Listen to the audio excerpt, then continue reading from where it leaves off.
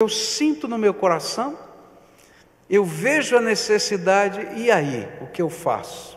Nós estivemos conversando hoje de manhã e no momento de oração, o que nós nos dedicamos a Deus? Senhor, eu quero começar a orar diferente, diante da realidade e diante do mover do Teu Espírito. Eu sempre estou orando, Senhor, levanta alguém, né? Senhor, faz alguma coisa. Então nós oramos diferente hoje pela manhã. Senhor, eu vou mudar a oração.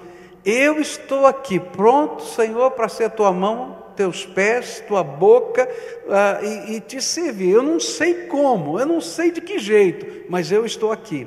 Mas agora à noite eu quero dar algumas dicas da palavra de Deus, de como a gente dá os primeiros passos nesse processo de fazer esse engajamento de amor prático na vida do dia a dia nosso.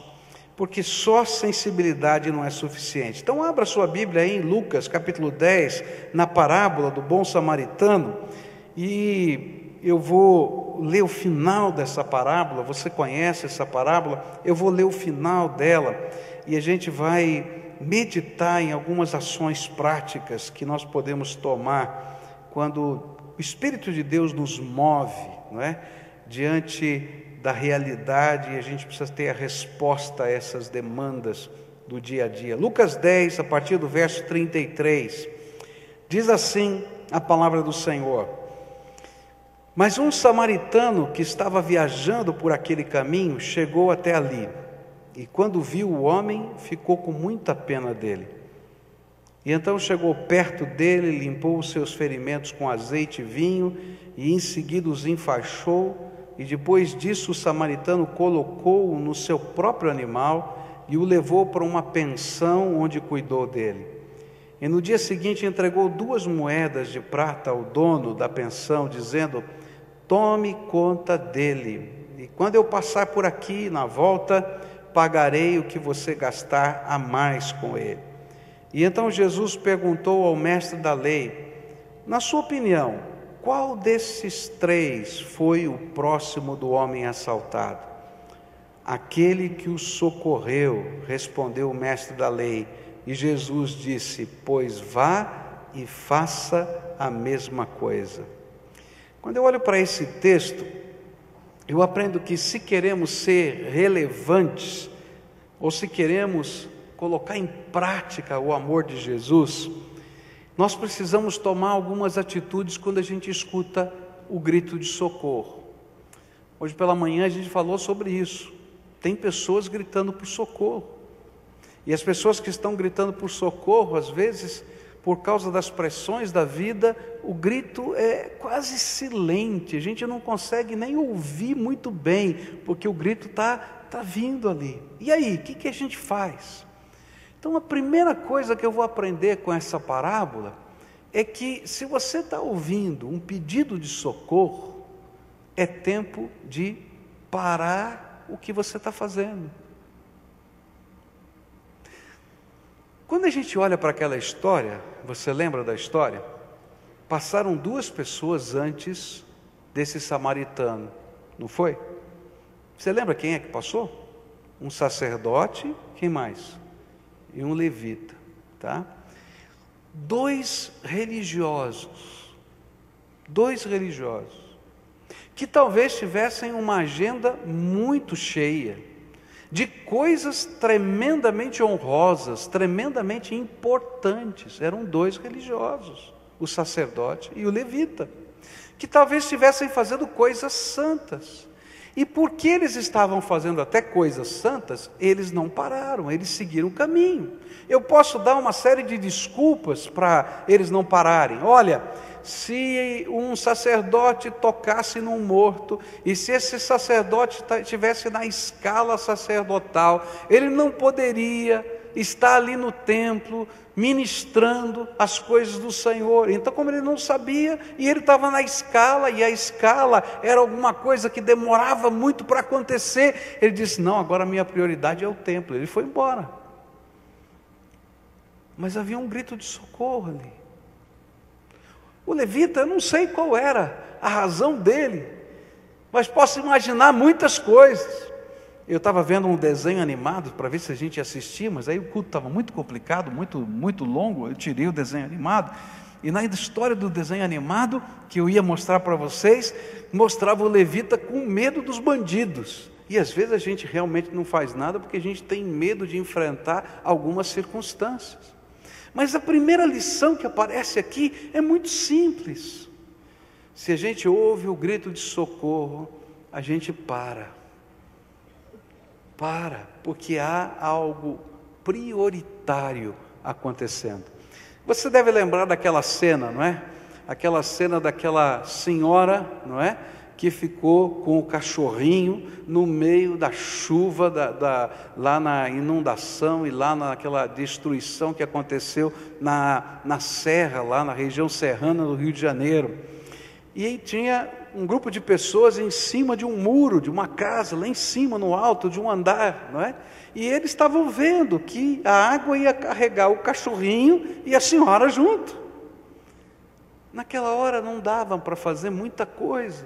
A única coisa que eles puderam fazer foi jogar a corda, lembra disso? Foi jogar a corda, amarrar a corda em algum lugar, depois devagar tentar puxar aquela corda. E olha, se você já tentou puxar uma corda com alguém pendurado, você vai ver a força que tem que fazer. Não sei, quem já fez isso? Levanta a mão, quero ver. Alguns poucos, mas não é força que tem que fazer, é muita força, não é? Mas você já pensou, se eles estivessem preocupados só em socorrer os móveis da casa dele, que estava chovendo? Você já pensou se eles estivessem preocupados em fazer outras coisas e naquela hora não tivessem parado? A mulher e o cachorrinho teriam morrido. Então a primeira coisa que a gente vai aprender na palavra de Deus é que quando a gente escuta o grito de socorro, a gente tem que parar. E a gente tem que entender que aquele é o momento da prioridade. E a gente tem que entrar no meio desse processo. Porque se a gente não fizer isso, talvez a gente não tenha mais tempo. A gente não tenha mais tempo. A gente precisa parar. Eu estive pregando na igreja de um pastor conhecido meu, o pastor Wander, ele já esteve pregando aqui na nossa igreja, e ele me falou naquela ocasião do momento mais precioso que ele viveu como pastor daquela igreja. Ele falou que durante, se não me engano, o ano passado houve uma outra inundação na cidade do Rio de Janeiro, e aí então ele desafiou a igreja a trazer coisas para dentro da igreja, doações, né, roupas, alimentos, material de limpeza. E eles têm uma tenda muito bonita, que é onde eles fazem a cantina da igreja, bem na frente da igreja. E ele disse, olha, aquela tenda ficou lotada de doações. Durante a semana o povo vinha trazendo, os vizinhos vinham trazendo. E quando chegou o domingo, todos estavam lá para o culto. Uma multidão como essa. E ele disse assim, gente, hoje o culto vai ser na rua. Ele fez uma leitura bíblica, orou e disse assim, ali na frente tem os introdutores, eles estão preparados para dar a missão para cada um de vocês. Você vai pegar o seu carro e você vai para as regiões que estão precisando de ajuda e você vai levar todo o socorro que você puder. E aí começou a aparecer aquele povo, né? E ele disse assim, era a coisa mais estranha, porque eles não estavam preparados, e apareceram aquelas senhoras com um salto alto. Eu vi uma hoje que tinha um salto desse tamanho, fininho assim, eu falei assim, como é que se equilibra naquilo? Verdade, eu vi mesmo, aqui, tá? Aí, você também viu, né? Tá bom. Gente, eu estava lá, aquele povo lá com aquela roupa toda bonita, e ele disse assim, olha, eu nunca vi a igreja tão feliz, porque eles entraram no meio da inundação, com aquela roupa do jeito que estavam, e foram levar o socorro, porque quando a gente ouve o grito de socorro, o que a gente faz? A gente para, porque não dá tempo. Então, se você estiver ouvindo a voz do Espírito no teu coração, se o Espírito de Deus está te mostrando uma realidade, você só vai poder fazer a obra do Espírito, aquilo que Deus quer que você faça, em atendimento a essa voz de socorro, se você entender a prioridade e parar. Se você esperar se aposentar, esse povo já morreu. Tem alguns que dizem assim: não, quando eu me aposentar eu vou me dedicar à obra do Senhor. Meu querido, até você se aposentar já morreu um mundo de gente. Enquanto a gente está vivendo, enquanto a gente está na jornada da vida, enquanto a gente está no caminho, enquanto a gente está trabalhando, enquanto a gente está educando os filhos, enquanto a gente está vivendo, a gente vai parar diante das realidades e vai ser mão de Jesus, vai ser pé de Jesus, vai ser boca de Jesus, vai ser bênção de Deus nessa terra. Porque se não for assim, queridos, não vai adiantar. Não vai adiantar. Depois que o sacerdote tivesse cumprido a sua missão no templo, se ele quisesse voltar ali, talvez não desse mais tempo para salvar a vida daquele homem. Por isso um samaritano passou. E ele devia ter muita coisa para fazer, mas ele entendeu que Deus tinha uma prioridade para ele. Sabe, nós precisamos entender que existem coisas que estão acontecendo que não dá para a gente esperar. Não dá. Alguns meses atrás, Michel foi fazer um sepultamento de um menino, um jovem de 17, 18 anos de idade, talvez um pouco mais, que tinha sido morto num dos bairros de Curitiba com 13 tiros. 13 tiros. Quem convidou para ir fazer o sepultamento foi o primo dele, um menino que é membro agora da nossa igreja. E esse menino estava do lado do meu filho e disse assim: pastor, se eu não tivesse recebido Jesus, o senhor estaria fazendo talvez um enterro de mais um aqui do lado, porque eu era carne e unha com meu primo, eu fazia tudo o que ele fazia. E muito certeiramente, com certeza, eu estaria aqui do lado, porque aqueles que o apagaram por causa de droga e tudo mais, teriam feito isso comigo também. Há coisas que não dá tempo, a gente tem que fazer já. O tempo que Deus nos dá para realizar alguma coisa é hoje, não é amanhã. Então, se Deus está sensibilizando o seu coração, ouça a voz do Espírito e abre um espaço na tua jornada para responder ao clamor de Deus, porque esse clamor que vem dos homens passa pelo céu e o Espírito de Deus faz com que ele ecoe dentro da nossa alma. A segunda coisa que eu aprendo aqui nesse texto, para mim tão simples, muito simples, não tem segredo nenhum. Esse homem não somente parou, mas ele tratou daquele que tinha sofrido a agressão. Às vezes a gente para olhar, a gente para ver o que está acontecendo e fica chorando pelos cantos, não é? Olha que coisa horrível que aconteceu, e a gente começa a criticar um, criticar o outro, e critica o governo, e critica a igreja, não é?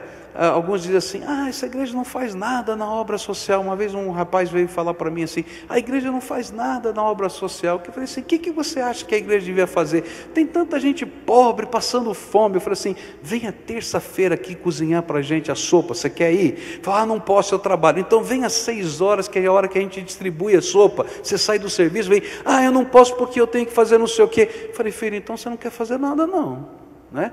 Que dia da semana você tem para fazer alguma coisa? Não, agora estou trabalhando muito. Então, querido, a igreja que não está fazendo nada é você, porque tem gente que é parte dessa igreja que está fazendo tudo que pode, porque já parou e está tratando. Então a gente tem que parar de olhar e colocar a mão na massa. E é isso que aconteceu com esse homem. Esse homem parou, viu que estava lá caído e ele foi tratar as feridas. Ele pegou o vinho, ele pegou o azeite, ele começou a fazer curativos, ele sabia talvez que ele não tivesse toda a competência para curar alguém, mas ele estava fazendo o seu melhor, esse era o seu papel, fazer o seu melhor.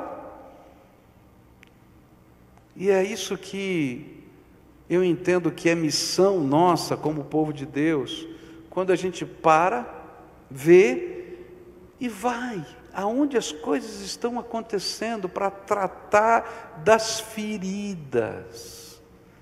Tratar das feridas.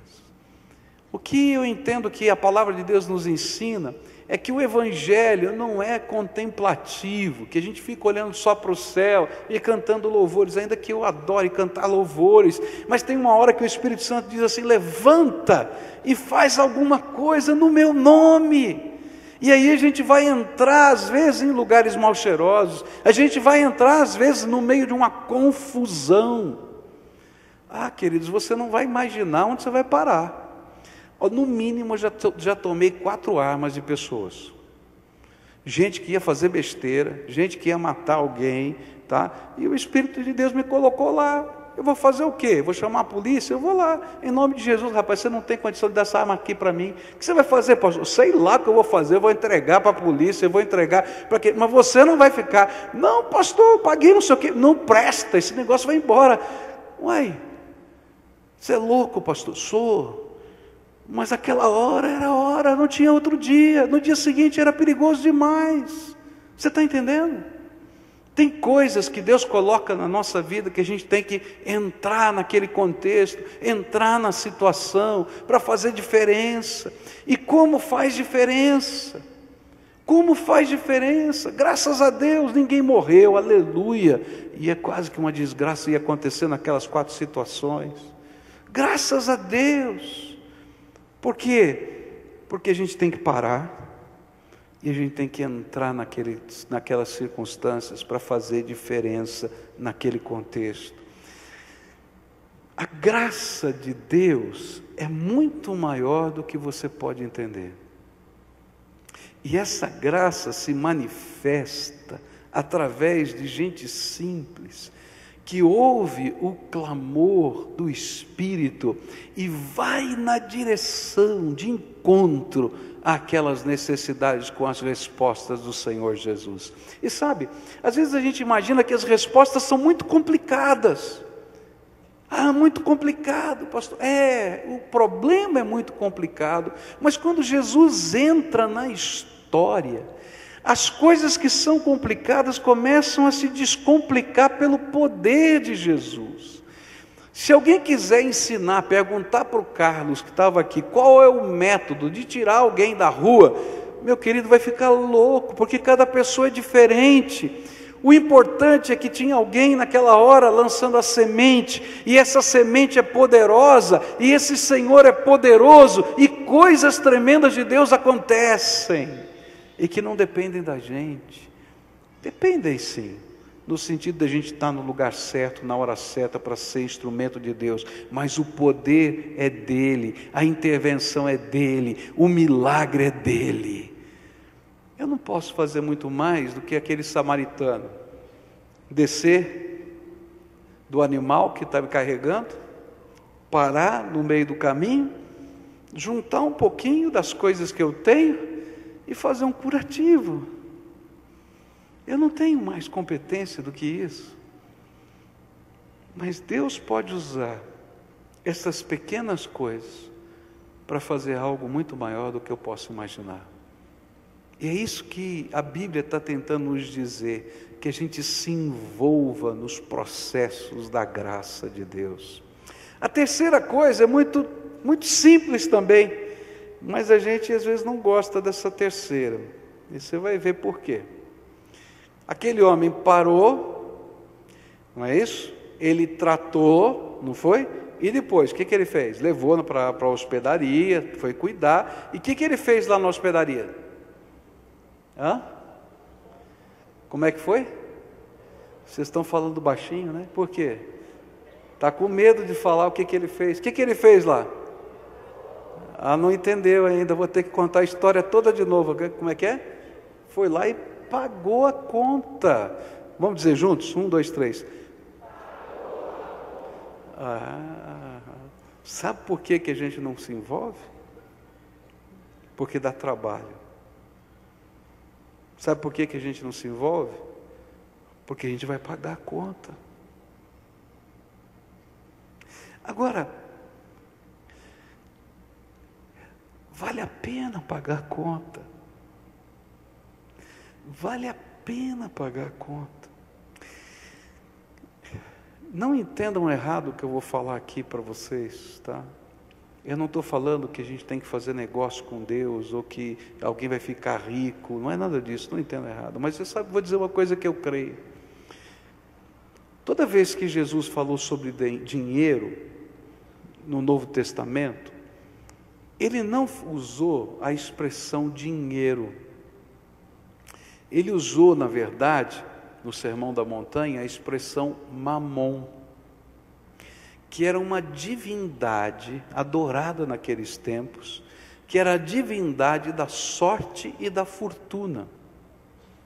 Tá? E ele estava dizendo alguma coisa assim, não é? Que não dá para servir a dois senhores, ou você serve a Deus, ou você serve a mamon. Não dá para ficar dividido.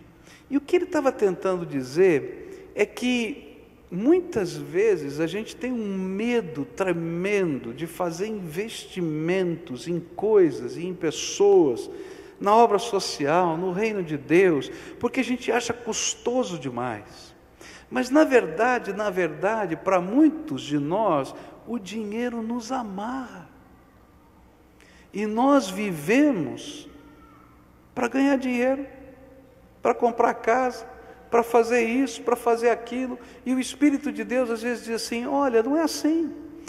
E eu tenho aprendido uma coisa muito tremenda na minha vida, que quanto mais, eu não quero dizer que você tem que ser desorganizado, inconsequente, não é isso não. Eu tenho todo o meu orçamento arrumadinho na minha casa, não devo dinheiro para ninguém, graças a Deus, porque eu acho que a gente não deve dever para ninguém, esse é um pacto meu.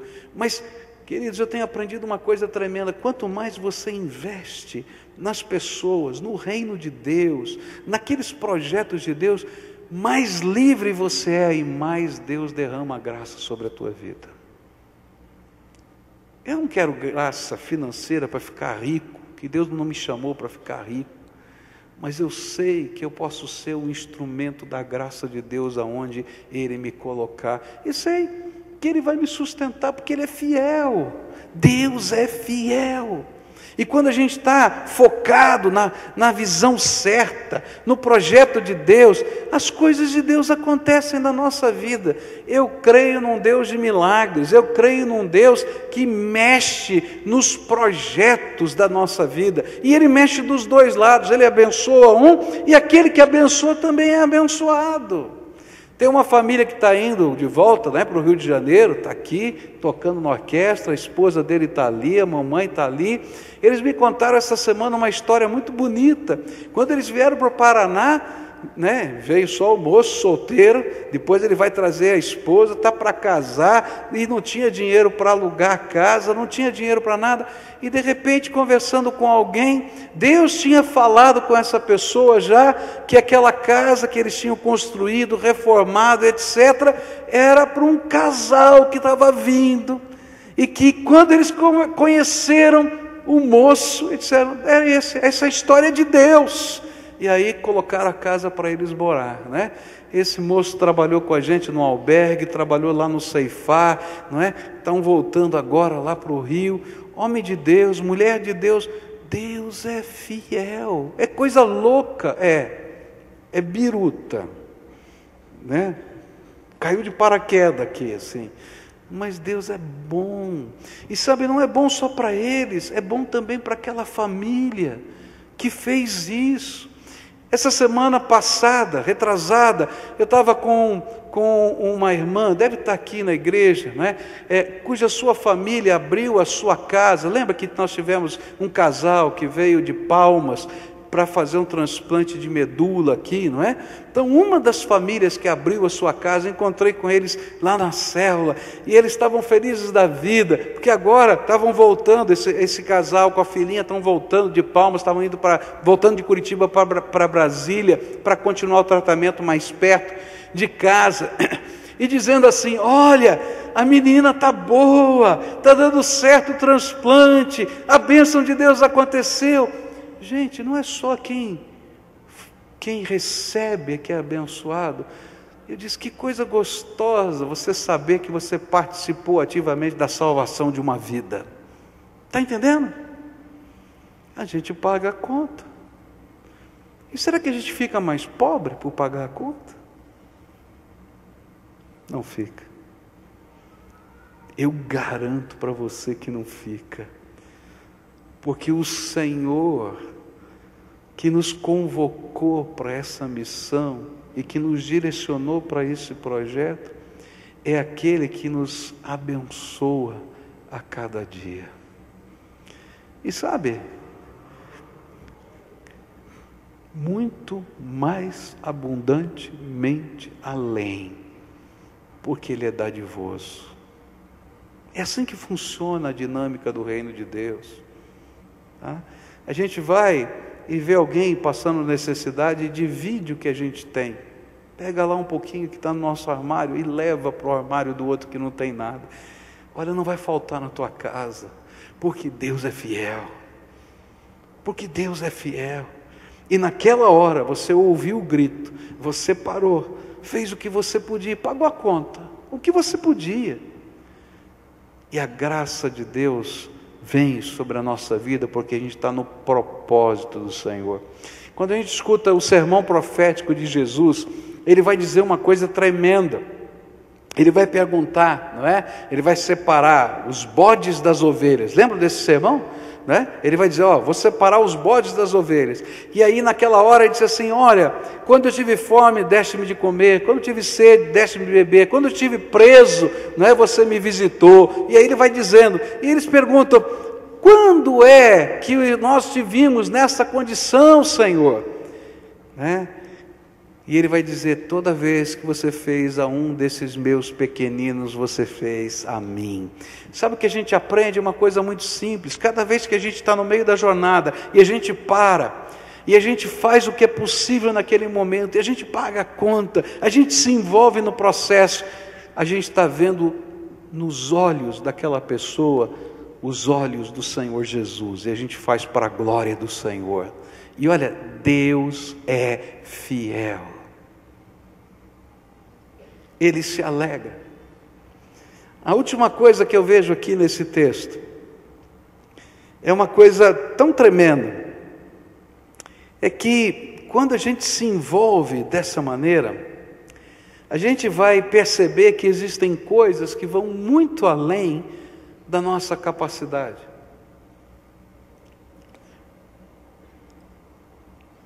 Eu posso parar? Eu posso tratar? Eu posso até pagar a conta?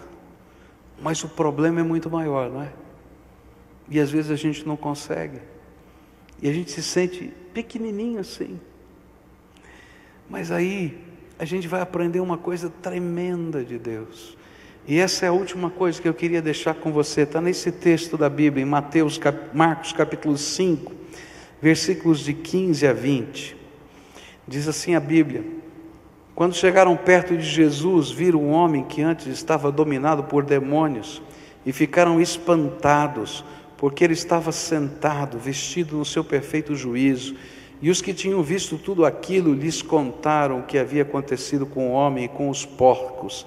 E então começaram a pedir com insistência a Jesus que saísse da terra deles. E quando ele estava entrando no barco, o homem curado pediu com insistência: me deixe ir com o Senhor. Mas Jesus não deixou e disse: volte para casa e conte aos seus parentes o que o Senhor lhe fez e como ele foi bom para você. E então ele foi embora e contava na região das 10 cidades o que Jesus tinha feito por ele, e todos ficaram admirados. Eu queria terminar com esse texto porque há uma coisa extraordinária que acontece quando a gente se abre para servir. E servir em nome de Jesus, não no nosso nome, mas em nome de Jesus.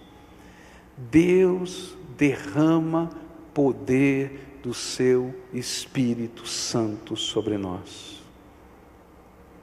A história que a gente está lendo era de um endemoniado, gadareno. Os homens já tinham tentado colocar correntes sobre ele e amarrá-lo. Os homens tinham tentado restringir o lugar onde ele podia agir. Então colocaram ele no cemitério, porque ali ninguém ia. Então ele ficava no reduto dele, ele não incomodava ninguém, porque é a cidade dos mortos, então ali não tem problema. Mas não resolvia a questão. Aí Jesus chegou e parou. Começou a conversar com aquele homem. Repreendeu os demônios que estavam sobre ele. Os demônios entraram numa manada de porcos, a Bíblia diz, 2.000 porcos. E aquele homem foi liberto. E quando os discípulos chegaram e a cidade se aproximou, ele estava lavado, limpinho. Ele estava vestido, estava falando como gente. E aí todo mundo estava com medo, porque o preço tinha sido caro demais, 2.000 porcos. E todo mundo estava com medo, porque o poder revelado era demais. Mas todo mundo também tinha que reconhecer que algo extraordinário de Deus estava acontecendo. E eu quero terminar dizendo para você o seguinte: quando eu escuto a voz de Deus, eu paro, eu me envolvo, eu pago a conta. Essa é a parte humana. E se a gente pensar que toda a obra de Deus é só isso, então a gente não entendeu nada. Mas sabe por que as coisas vão acontecer? Porque há um diferencial. Talvez um clube social possa fazer essas coisas que eu falei antes, mas a igreja pode fazer algo muito maior, porque enquanto ela para, enquanto ela cuida, enquanto ela paga a conta, Deus manifesta o poder do seu Espírito Santo, e o imponderável começa a acontecer. E se é preciso libertação de demônios, demônios serão expulsos. Se é preciso cura da alma, Jesus vai lá e cura dentro do coração. Se é preciso haver restauração daquilo que está quebrado, destruído, Ele começa a restaurar. E a gente às vezes nem sabe explicar, porque não é obra humana, é poder do Deus vivo. E é por isso que eu sou apaixonado pela obra de Deus. Eu não conheço a história de cada um de vocês, eu conheço só a história de alguns, mas eu sei que a maioria de vocês estão aqui porque vocês são a prova viva do que eu estou falando é verdade, porque um dia alguém parou no meio do seu caminho, no lugar em que você estava, apresentou o amor e a graça de Deus para você de alguma maneira, se envolveu, cuidou de você, e o imponderável que essa pessoa não pode fazer, que um pastor não pode fazer, que uma igreja não pode fazer, Jesus fez, que foi mexer na história da tua vida, reconstruir, começar de novo. E o Senhor está dizendo: eu quero te dar essa mesma graça, para você dividir esse poder com os outros, para você se envolver com o pequenininho, com aquele que é adolescente, com o grande, com o idoso, conforme o clamor que Ele permite que você escute. E aí, alguns vão temer, porque vão dizer assim: como é que acontece um negócio desse? Explica para mim. E você não vai ter explicação, porque a graça veio do céu, é o poder do Espírito Santo de Deus. Agora tem alguém ali, e alguém vai dizer: mas eu estou fazendo a mesma coisa, o que falta? E você vai poder dizer: falta o principal, é a graça de Jesus, que vai além das capacidades humanas. Eu vou consagrar o que eu tenho, porque Deus vai fazer o que eu não tenho, porque tudo vem dEle, é para Ele, e é para o louvor do seu nome, e Ele vai deixar essa terra marcada através da tua vida. E você não vai saber nem das histórias, porque a gente não precisa saber. É claro que quando a gente sabe, a gente se alegra, mas tem coisa que Deus está fazendo que você nunca vai saber, que Ele usou a tua vida, porque a glória é de Jesus, Ele que está fazendo. Então nessa noite, que a gente está pensando nessa obra, eu tenho pedido uma coisa para Deus. Primeiro, que você seja sensibilizado, que você possa ouvir o grito de socorro. E olha, eu creio que o Espírito de Deus está trabalhando com você. Há gritos de socorro. Essa semana eu ouvi alguns. Eu falei hoje de manhã que eu ouvi o grito de socorro de famílias que têm deficientes intelectuais, de famílias que têm cadeirantes em limitações extremas, que chegaram perto de mim e disseram: pastor, a igreja está se envolvendo com a gente está trabalhando, tem ministérios focados para eles, mas nós estamos preocupados com o futuro. O que vai acontecer com os nossos filhos quando a gente morrer? Quem vai cuidar deles? Eu não sei como chega no teu coração, mas eu estou ouvindo a voz de socorro aqui. Eu falei: nós vamos sentar para conversar de novo.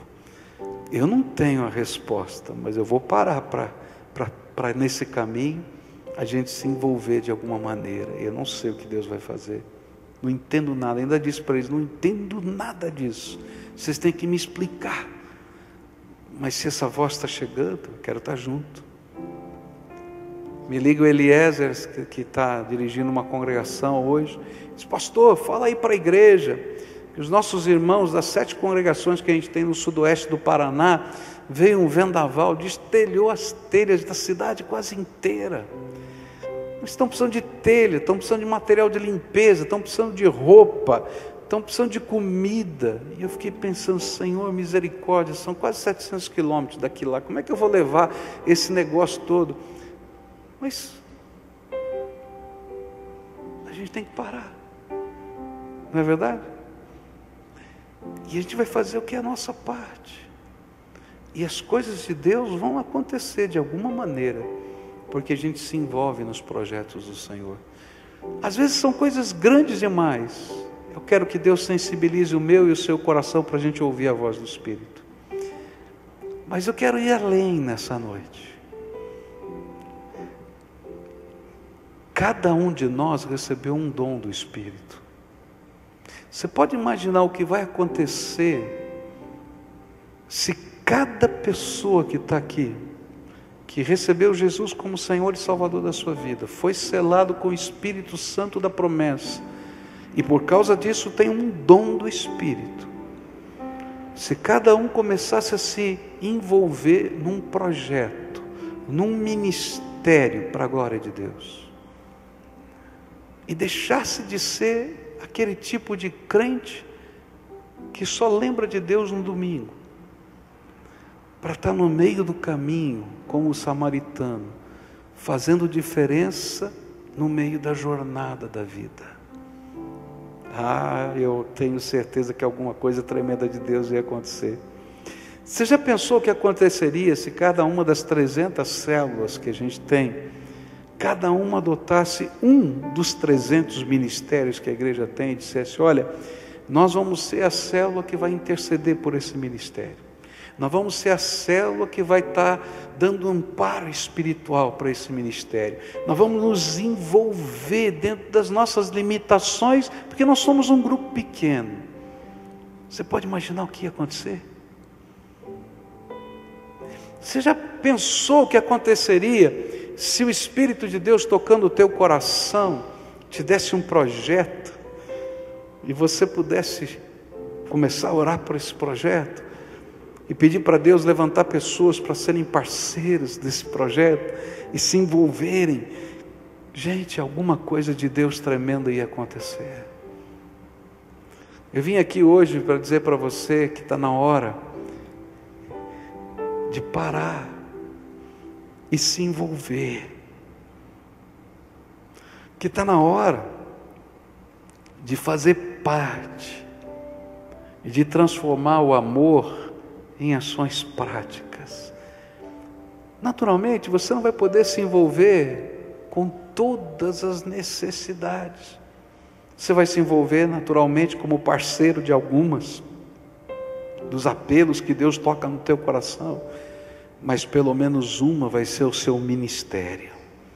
Deus vai fazer arder o teu coração. O que eu estou orando é que cada crente aqui pudesse ter um ministério. Cada crente aqui dissesse: eu sei qual é o meu papel, qual é o projeto de Deus para a minha vida, e eu estou envolvido nisso. E se você não sabe ainda, então, meu querido, por favor, começa a dobrar o teu joelho e pedir para Deus te revelar qual é o teu ministério. E sabe, o ministério não é alguma coisa que a igreja vai lá e dá de presente para você. Às vezes a gente fica imaginando: bom, mas ninguém me chamou. Querido, não é assim que funciona. O Espírito de Deus está te chamando, não é uma organização que está te chamando. Você vai entrar nos caminhos. Eu ouvi de uma senhora hoje de manhã exatamente isso: olha, eu trabalho com educação e está acontecendo um problema assim, assim, assim. Ela me disse o problema, e enquanto você falava hoje de manhã, eu já descobri, o meu ministério são aquelas 2 crianças. Eu falei: aleluia, graças a Deus. Você entendeu? O que é que Deus está falando com você? Eu queria terminar esse culto dedicando a tua vida ao Senhor. Foi o que a gente fez hoje de manhã. E eu queria dedicar a tua vida ao Senhor. Alguns aqui já têm o seu ministério. E talvez Deus vai pedir mais. Porque na parábola dos talentos, funciona assim. Aquele que tinha mais, lembra? Porque trabalhou bem os dons e os talentos que Deus tinha dado para ele, Deus entrega mais ainda. E é assim que funciona no reino de Deus. Se você faz um bom trabalho, o pagamento do reino para um bom trabalho é mais trabalho. Eu vou arrumar mais trabalho para você, pode ter certeza. Mas isso é elogio de Deus, então Ele vai te dar mais trabalho. Pode ter certeza disso. É assim que funciona. Agora, se você é daqueles que pega o seu talento e enterra no fundo do quintal, Deus vai lá e tira aquele talento, porque Ele está desperdiçando a unção do Espírito sobre a tua vida. Essa é a verdade. Então hoje, eu queria que a gente pegasse o nosso talento. Eu não sei o que é, você sabe.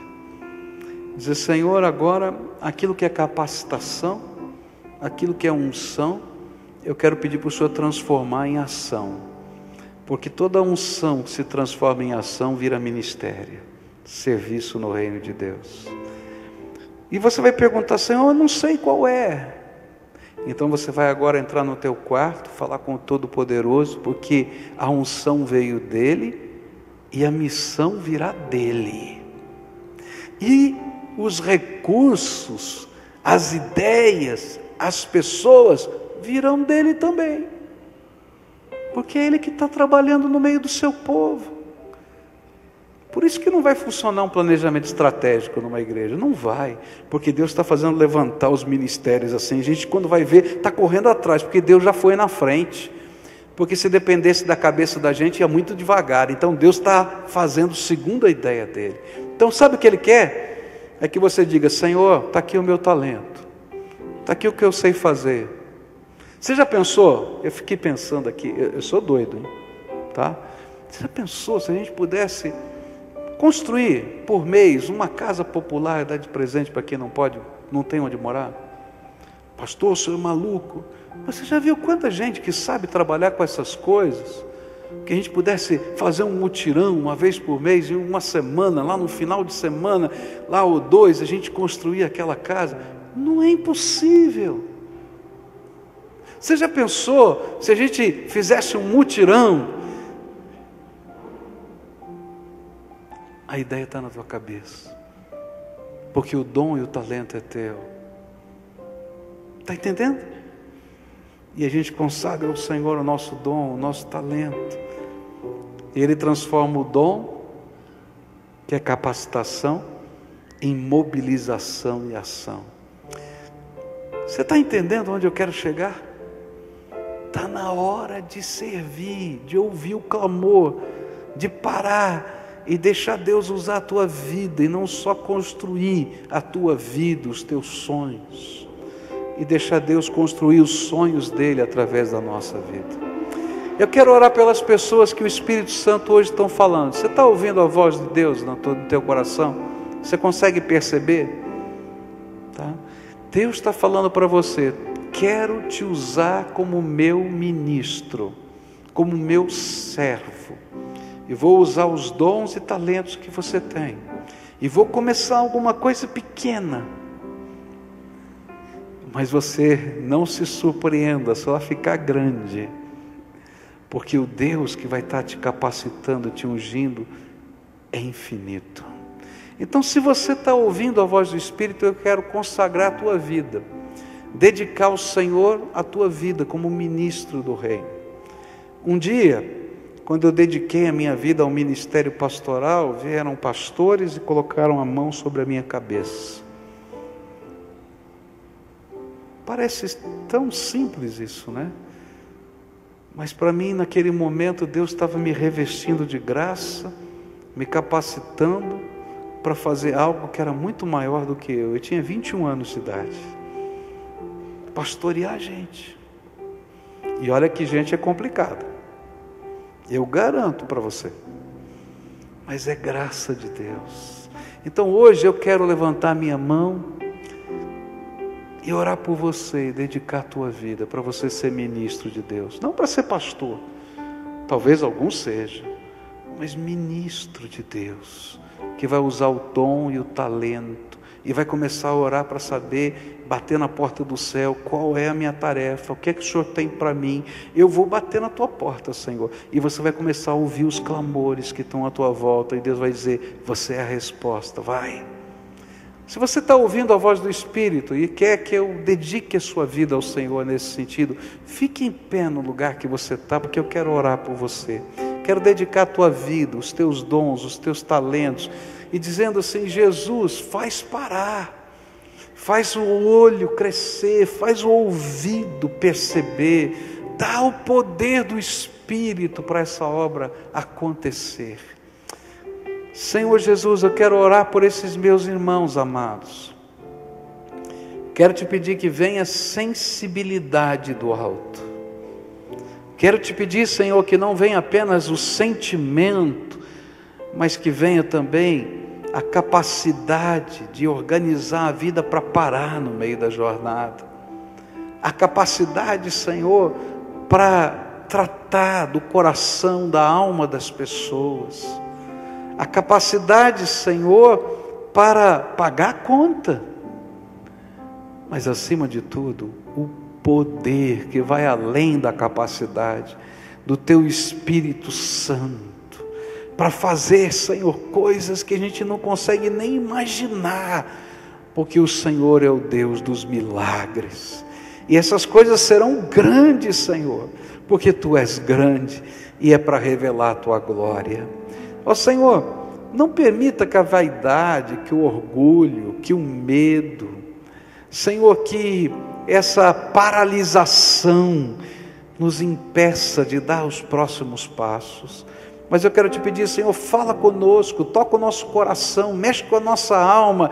Senhor, revela, Senhor, não sei de que maneira, mas revela o Teu propósito. E que a gente seja, Senhor, envolvido por esse sonho, por essa visão, por esse propósito, Senhor. E que o Senhor esteja nos fazendo ser instrumentos da Tua graça. Agora, como povo, como coletividade, como igreja, ajuda-nos, Senhor, a sermos os motivadores desses tantos ministérios. Ajuda-nos, Senhor, a sermos os sustentadores. Ajuda-nos, Senhor, a sermos, Senhor, como povo, aqueles que se alegram nas pequenas e nas grandes coisas que o Senhor vai fazer, porque cremos que tudo vem do Senhor, que tudo é para o Senhor e que tudo é para o louvor do Teu nome. Então, Senhor, faz-nos ser povo, igreja relevante, através, Senhor, de ações relevantes que glorifiquem o Teu nome e abençoem vidas. É aquilo que nós oramos no precioso nome de Jesus. Amém e amém. Todo o povo de Deus está de pé agora e a gente vai adorar o Senhor Jesus. Olha, é sério, hein? Se todo esse povo que estava de pé começar a se envolver no ministério, essa cidade vai ser abalada. Eu não duvido disso. Você acredita nisso? Eu creio. Você vai orar e vai pedir: Senhor, me dá o teu sonho, me dá a tua visão, mostra para mim o que o Senhor quer que eu faça. Começa a andar no teu bairro, nas ruas, lá no teu serviço, e diz: Senhor, o que o Senhor já está fazendo aqui? E o Senhor precisa de mim, eu estou me candidatando, Senhor. E você vai ver como Ele já foi na tua frente, Ele já está fazendo. Eu é que estou atrasado, você também. E nós vamos entrar na dimensão do mover do Espírito de Deus. E isso dá uma alegria, porque a gente vai ver os milagres do Senhor.